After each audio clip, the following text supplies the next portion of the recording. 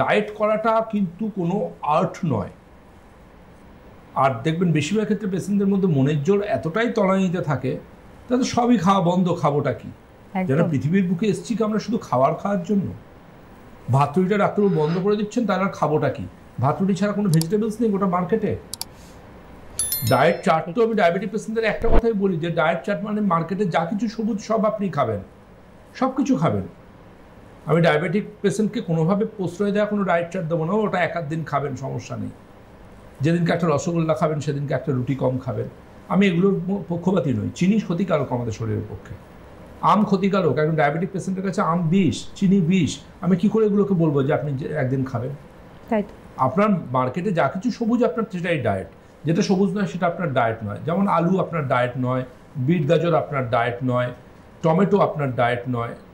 সবুজ ছাড়া ফলের মধ্যে সবুজ হচ্ছে শশা, শশা আপনি খেতে পারেন। এরকমভাবে মানতে হবে, কিছু করার নেই না, কারণ এটা একটা প্রোগ্রেসিভ ডিজিজ। এখানে ডায়েটের একটা খুব বড় রোল রয়েছে।